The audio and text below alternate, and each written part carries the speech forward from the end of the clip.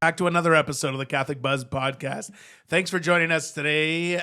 My name is Father Daniele, and I'm joined by Josh Sullivan. Hello. And Matt Van Milligan. Welcome Hi. to you guys. Thank You're you. just sharing drinks here on the Yeah, table. I realized his drink was on this side of the table.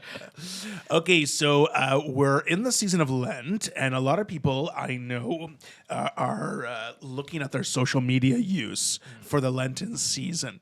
And I mean, I think it's a really good thing to do. We were talking last episode about how sometimes it just overtakes our rhythm of life, and we don't even realize how much time it takes, right? So it's interesting because just a few weeks ago, the Canadian Conference of Catholic Bishops released a pastoral letter on the use of social media. And the title of their document is "Let Your Speech Always Be Gracious." And that is right from St. Paul's letter to the Colossians. So the bishops of Canada have released this document on the use of social media. You can find it online at cccb.ca and or probably their social media. And we are going to pick apart this document of the Canadian bishops because actually, to be very fair to the CCCB here, there are some great points in this pastoral letter on the use of social media.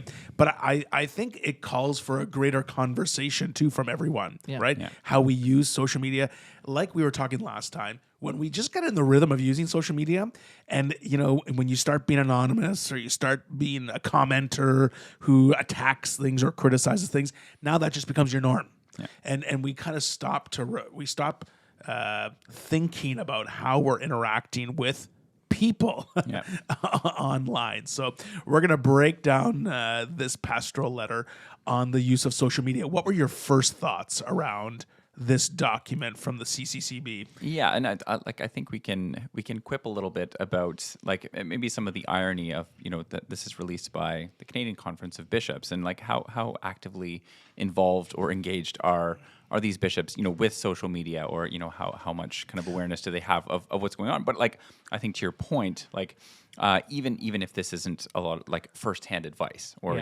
tried and true, I think if we follow kind of the recommendations given here, the internet would be a better place. Like I think that they're even if their expertise isn't kind of the technology that underpins this discussion, their expertise is things like human dignity, things like actually kind of communicating the faith to other people, the value of social media as a tool, a recognition of the danger of it displacing a lot of the kind of important human interactions that we've again as if we're the young people that this is targeted towards, it has become a pretty commonplace way that we spend our time. So sure, I think they rightly kind of call it into question in the way that they do. I think that was my first impression too. And there are some bishops, like we have our bishop who is pretty fluent on social media stuff. We have a couple other bishops around Canada that I know of that are very on the social media and updating their pages and regularly on there. But I think as a whole, I think it comes across when I first started reading it, I kind of laughed at. I felt like a grandfather at like a picnic trying to go down and talk with the teenies, That's kind of what I felt like. But at the same time, it's the impression that I get with the lingo and the stuff like that. But then what ends up happening is later on in the night, Grandpa's sitting down around the campfire, and he has words of wisdom that the teens start going, "Oh, that makes a lot of sense." Right.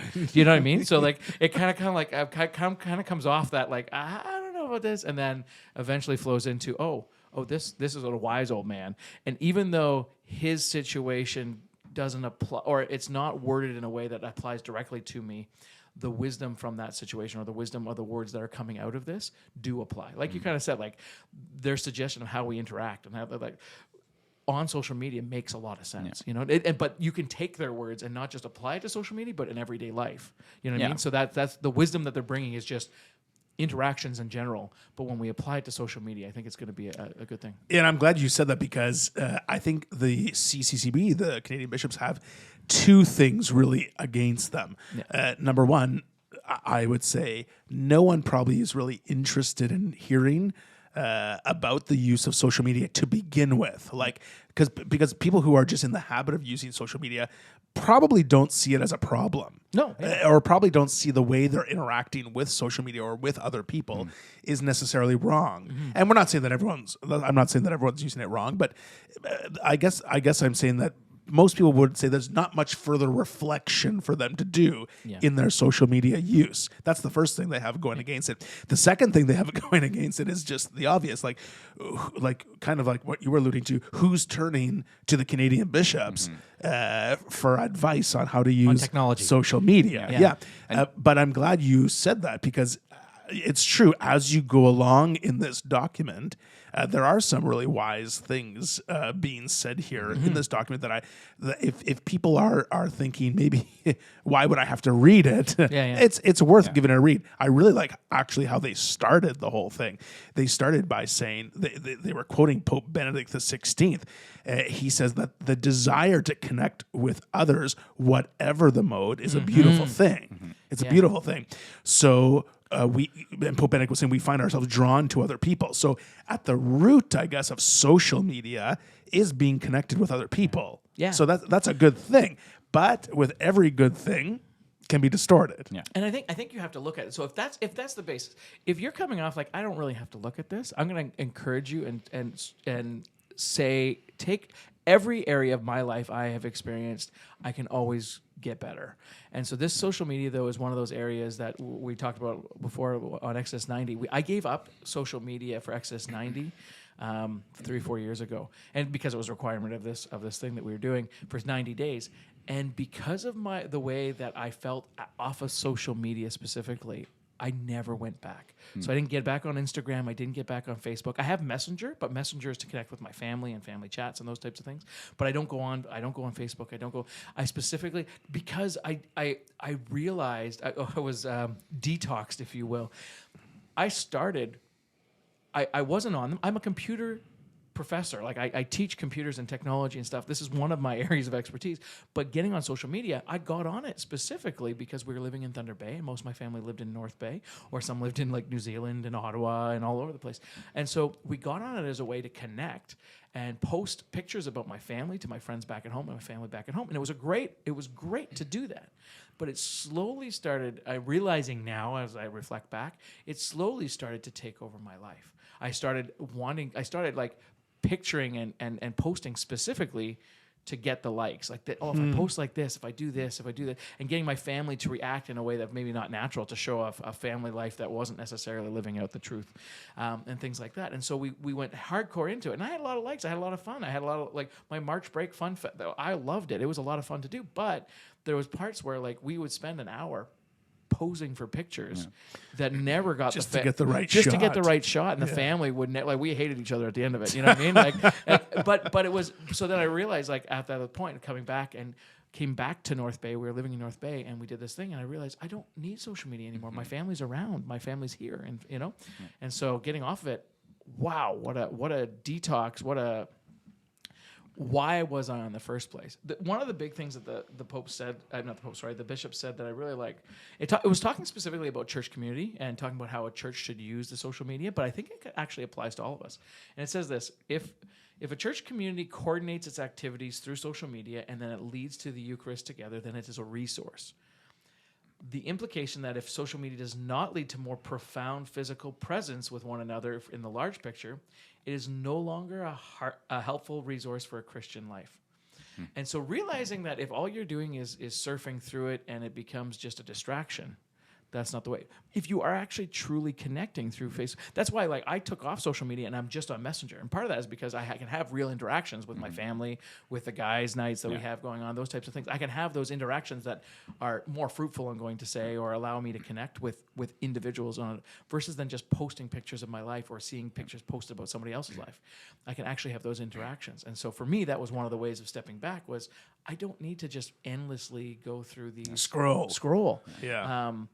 And I do find myself getting on Facebook, like, every now and then you type in an app and it's like, oh, you got to get through your Facebook. And I'm like, and I get on it and then I see I have 1,000 messages and I'm like, okay, log out, cancel the account. You know what I mean? Again, it's crazy. And I think one of the good things about this letter is that it doesn't just write off social media. No. And I think that this is a lot of people's kind of response. That is like, oh, they see kids getting kind of sucked into, and like it becomes their life, and it's like, okay, social media is evil or whatever. But like, I think the way you're framing it, or the way the document frames it, is that like this can be a tool. This can facilitate real community. This can be kind of a bridge to genuine, sincere, interpersonal relationships. But it also has the potential to kind of be the obstacle there. But to your point about like that, you don't know if this is kind of directly reaching kind of the people who are going to be directly affected. That is, and maybe our purpose here can be to provide a maybe generational bridge by posting, this a link to this letter on our social media with a TLDR, just for just for the kids who don't want to follow the link and read a 14-page document. It's true, and I think there's social media use in general, like what people's day-to-day use. But it's interesting that the Canadian bishops are commenting on the social media, because social media is used in the Catholic world for a lot of good and bad. Like parishes are reaching people that maybe they wouldn't reach otherwise without the use of Facebook, Instagram, TikTok, whatever it might be. But then, like, I'm thinking about like discussion groups on Discord, like where you're pitting more conservative Catholics versus more progressive Catholics, and there's this ongoing battle and ongoing arguing that's kind of rather divisive, right? That's going on. So you have these platforms that can be used for good, is what the bishops are saying, but there's always something that's trying to distort it, right? And I think that probably contributes to a lot of the division amongst Catholics themselves. You see a lot of people criticizing each other, right? Yeah. And the document talks about realizing the dignity of the people that you're interacting with. And in some ways, you're desensitized from that. Yeah. When you're looking at your phone, you're looking at a screen, and you're just responding to a username rather than a person. Yeah. The anonymity of the internet, in a lot of cases, like allows us to depersonalize them or dehumanize them. And like somebody gave the example of when you're when you're driving in your car and somebody cuts you off, and you see these people like screaming at each other through the windows of their cars, like road rage. Like, you would never interact with another person in a face-to-face way like this. Like you would from the safety of your car. From the safety of your vehicle, that's not another human being. Right. That's some choice word who just cut me off.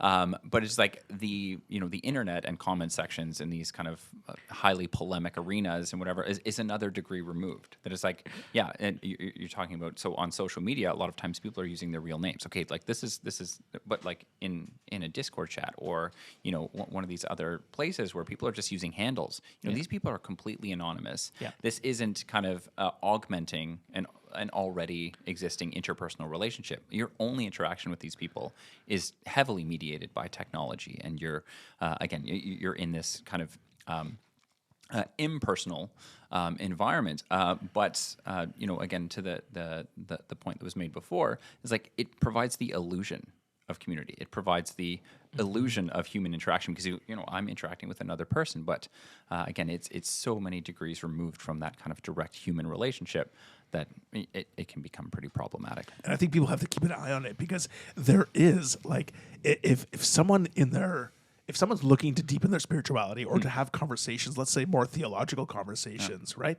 And they can't get that through their parish. There are groups online where people are having these discussions. Like if someone wanted to read about, the Vatican II documents or the theology of the body or the church fathers, like maybe there's not a study group going on in the parish about the church fathers, but certainly there's a group of people on Discord or somewhere that are trying to have this conversation. I know for a fact that there are people who from these conversations have come to the Catholic Church. There's kind of people coaching them through the teachings of the church, which is excellent. But you're right. The flip side of that is it could be an all-out war. Oh yeah, for sure. I when you were making that, I was just thinking of the social media posts that I have seen in the past of like the two dogs, like Instagram or something like that. Two dogs going at each other through a fence, and then as soon as the owner like slides the fence back, and then the two dogs are face to face, they're like, hi. Yeah. And then he puts the fence back and they go at each other again. But no, I think that when we're talking about social media, the other thing that people have to realize now, especially with the age of technology that we're in right now, we have this thing called artificial intelligence. And a lot of these conversations, a lot of these things that are being posted are from bots. They really are. Why would a company pay someone to be there when they can just hire an AI or just have AI built for them that can post stuff for them online? And so, and yes, we can write bots that post to any kind of social media and easily enough. And all they do is interact with you, positively or negatively, depending, because sometimes it's easier to get a negative reaction than it is to get a positive reaction. So if all of a sudden you see somebody randomly going on to a very conservative post and posting something very progressive in nature of some sort, sometimes that's just to elicit a response back and forth. Like we call it trolling online. I mean, that's one of those things. But trolling can also be done by bots. Like it's specifically because sometimes you will reveal a lot more about yourself in this argumentative situation because you're being passionate about it and everything else.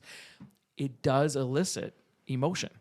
Whether you fall in love with this person, whether you angry and want to kill this person, whether you like that, those are emotions that are sometimes not felt through other forms of social media anymore, and so people engage in them because they are real to them. Does that make sense? Like, imagine you're sitting there watching TV. One of the reasons why TV, just to bring in TV and social media and everything else, when we see it with our brains, our body doesn't understand that this is not real.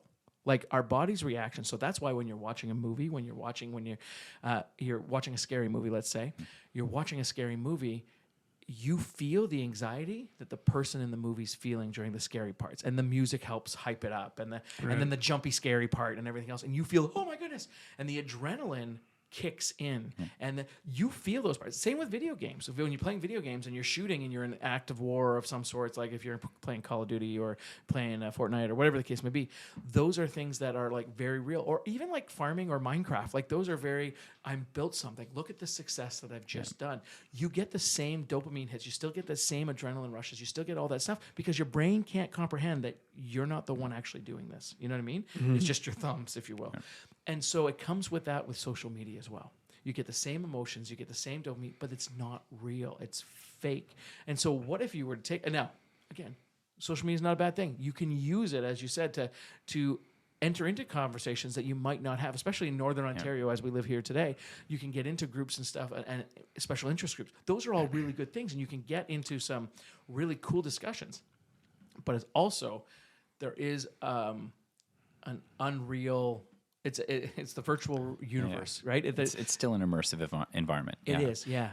And what you were saying, that like in some cases, like it's the social media platform or the tool is kind of unhelpful and can be destructive. Like in a lot of cases, that the tool itself is benign, or the tool itself is qualitatively neutral. That it's like this could be used for good. And you're saying like somebody who's kind of wanting to learn more about the faith. The resources that are available on social media, like people you can interact with in chat rooms who but again, I think you gave the example of Vatican II, that somebody going on the internet, looking at looking for Word on Fire, or one of these kind of places you can go on YouTube or on social media or whatever, that and you want information on the Second Vatican Council.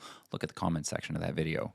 How many of the people there are interested in a kind of detailed, nuanced, accurate discussion about Vatican II? You'll get the polemics. You'll get kind of the politically driven content. But what I was going to say is that the actual form itself isn't necessarily kind of bad thing, good or bad. Yeah. But again, I think coming back to the document, I think you really have to apply these principles, which really are kind of principles for good human interaction, good for positive human discourse.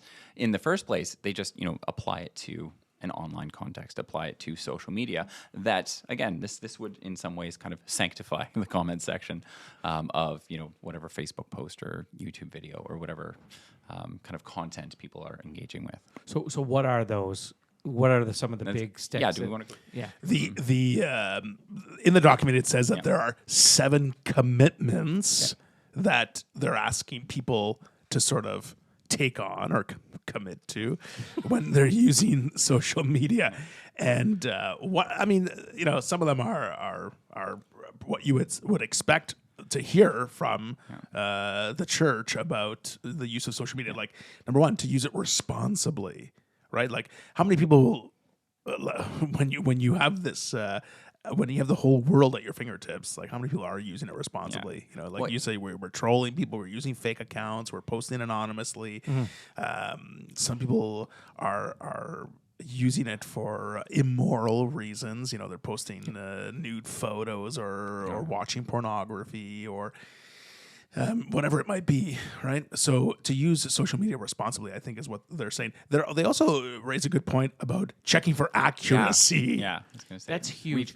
We've talked about that tons of times. You know, even if you're talking about a news story, like the the social media chain can really quickly become like a bad game of telephone. That it's like it's this is hearsay, this is secondhand, this is that. You know, it can be a lot of work to actually go back to the original source and distinguish between what the original source is saying and what this person is posting, just because they want to get it out there, they want it to be quick, they want to seem like they're on top of the news.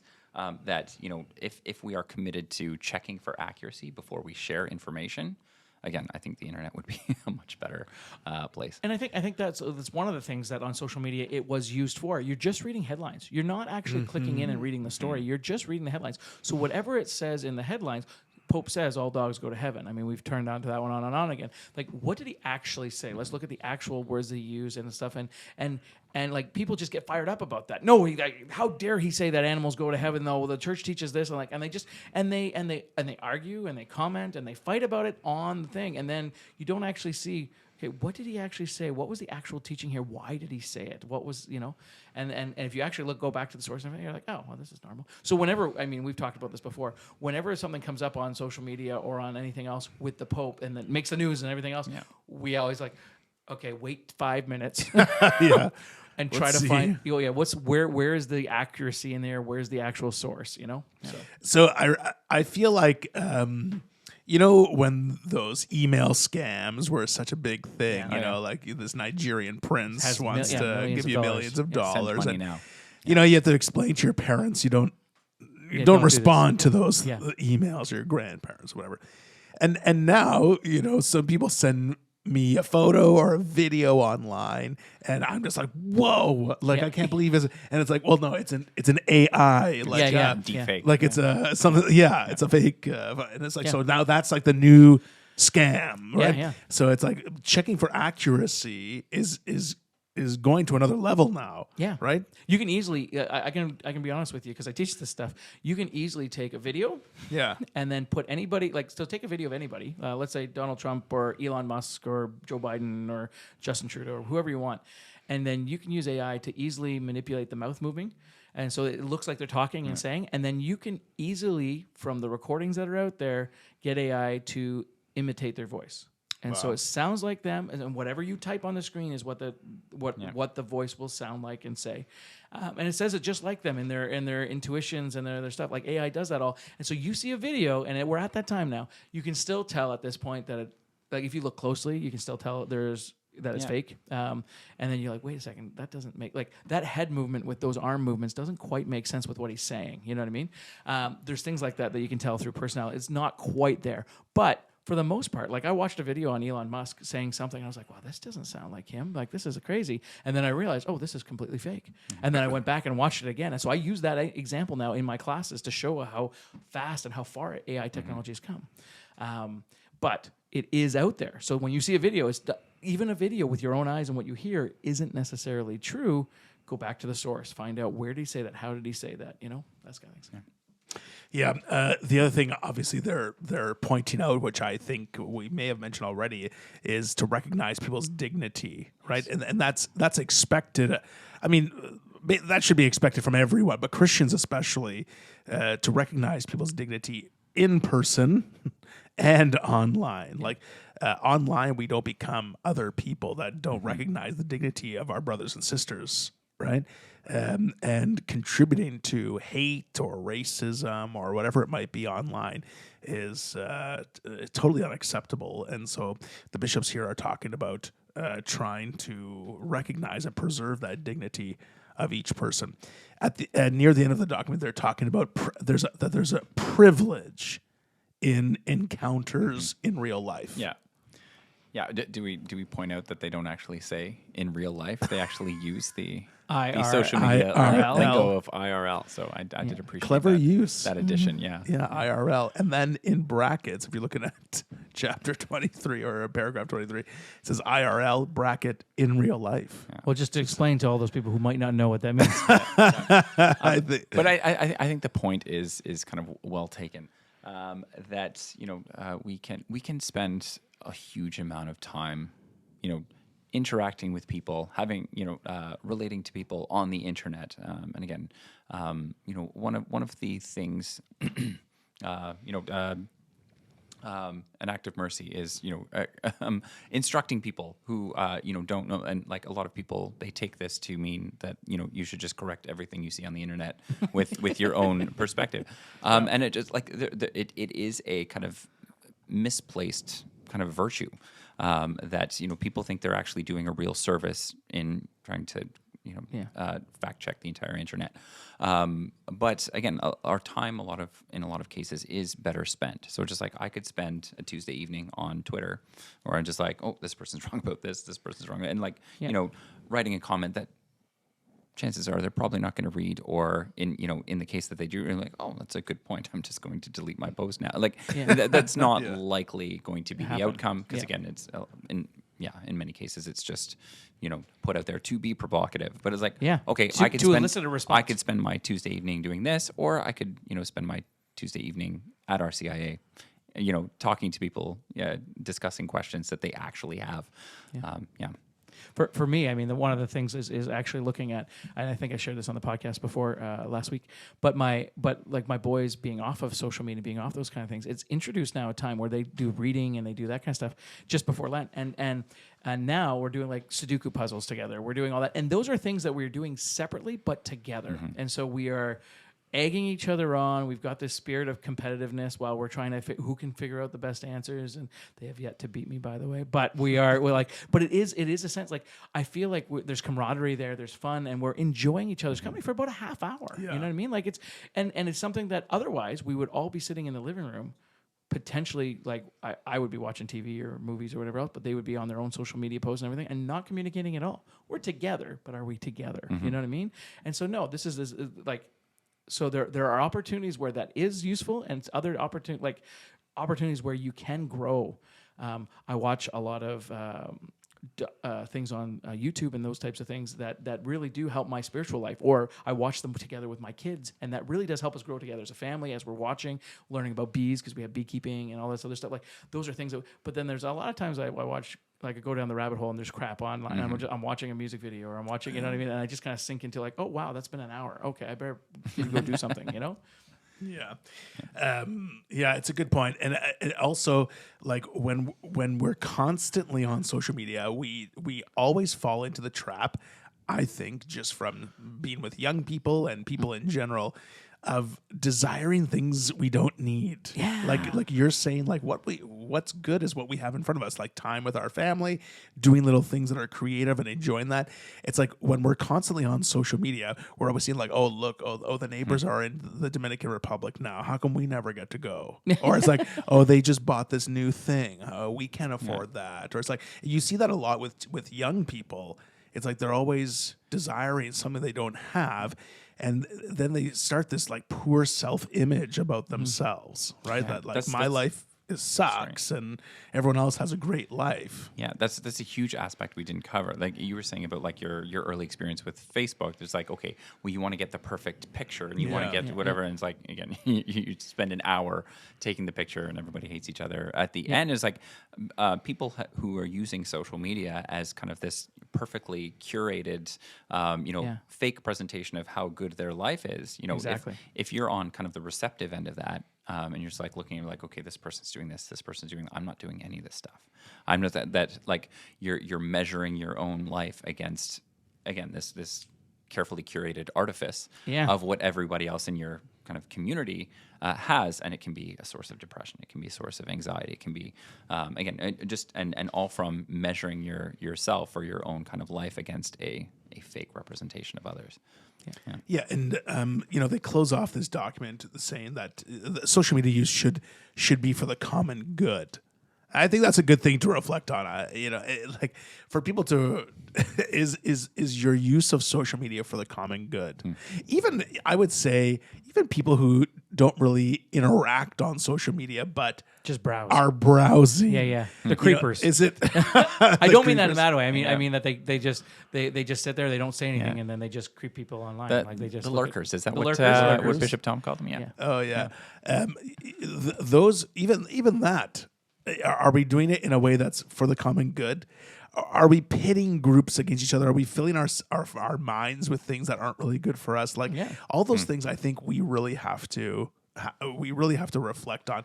If anything, this document provides for a good a review of how we use social media. And the other thing that I want to point out there too is because the other thing that just coming from that computer background that just drives me nuts when people don't realize it.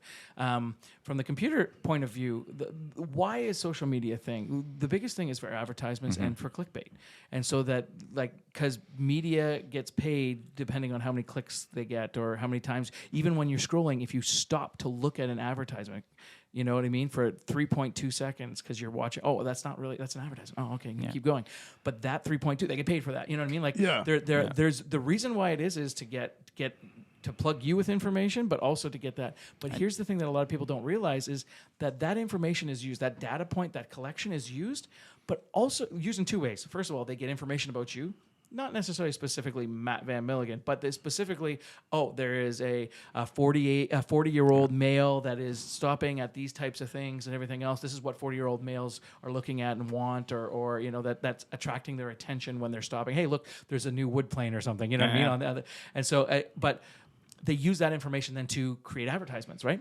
But the other thing that they do is you're being directed by artificial intelligence, which means that when they come in, they set it up and say, we want you to click more, because that's the whole point of it. Yeah. So you clicked on this document about the Pope. You must like documents about the Pope. So we're going to give you more documents about the Pope in your social media feed. So you spend more time here. So you spend more time here. And it does help sometimes. But one of the things that it does, though, is creates a rabbit hole effect. It also politicizes you and makes you, so if you were clicking...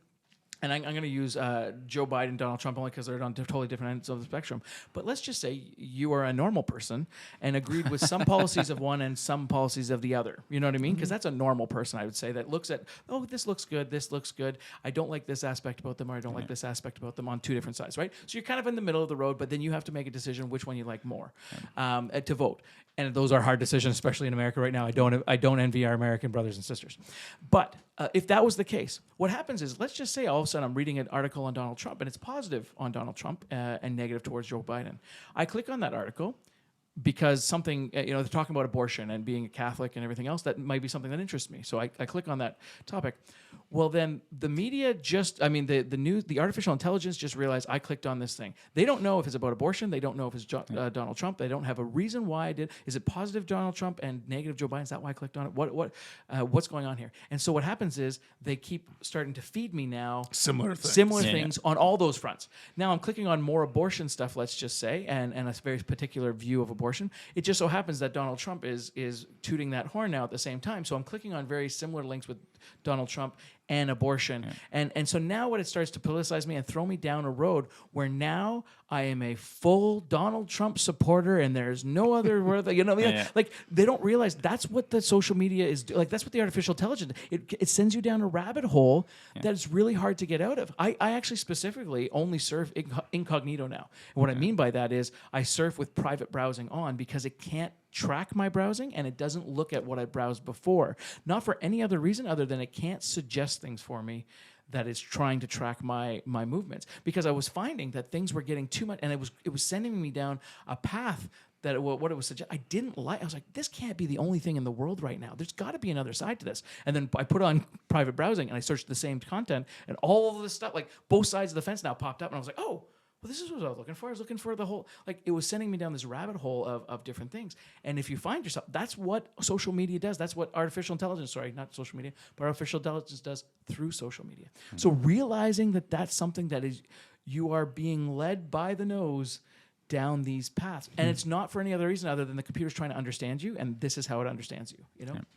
And keep you in the system. The thing I like about your analogy is that it presumes the possibility that a radical centrist exists in the internet space in the first place, which is funny. Yeah. But even like to your point, like it doesn't just know what you click; it knows how long you watched each video. Yes. And again, it's like a casino. It's designed to keep you away from the exit, and you go further down this rabbit hole, and it becomes more and more of an echo chamber of, what you like, but, as is often the case, what you don't like or what you're kind of disenfranchised about. And it tries to keep you in that space to frame advertisements because, again, social media is big, big business. And completely politicize you. I don't understand how, I do understand. But like if you look at it, I don't know if you guys feel the same way, but I feel like you are one side of the fence or one side of the fence, the other side of the fence always. There's no middle ground. It doesn't seem like, I don't think I can get on a website like, oh, I'm going to go on this website.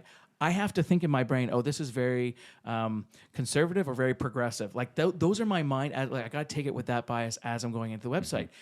But it means like everything that I click on, I have to look at it through that lens. Yeah. And there's nothing that's just middle of the road anymore. But part of that is because that's the way, like our world is so politicized now, one pole or the other, but it's because of use of artificial intelligence and that kind of stuff. I don't think that the political parties are doing that part on purpose. I think it's just what happens because of social media, what happens because of use of computers and trying to use computers to make our job easier by like putting us into a putting us into a box that says, okay, you must only like this thing, So, okay. Well, there you go, because that's what we said, that at least the document is spurring conversation. And it has. So the document is called The Pastoral Letter on the Use of Social Media. It's available on the Canadian Conference of Catholic Bishops website, the cccb.ca. And so maybe it's a good time during this Lent to review our own social media use to see if we're being responsible, if we're seeing things for accurate, if we're looking for things for accuracy, if we're seeing the dignity of other people. I would also suggest here quickly that parents are monitoring what their children are using social media for, because of exactly what you said. It just keeps bringing them to what they're looking at and drawing them in more and more deeper into what their likes and how they spend their time. So parents should have a real interest in what their kids are watching or participating in on social media. That's all the time we have for today. So drop us a comment on our social media if you want to share your thoughts with us, or you can email us at askus@thecatholicbuzz.com. So for Josh Sullivan and Matt Van Milligan, my name is Father Daniele. We'll see you next time on The Catholic Buzz.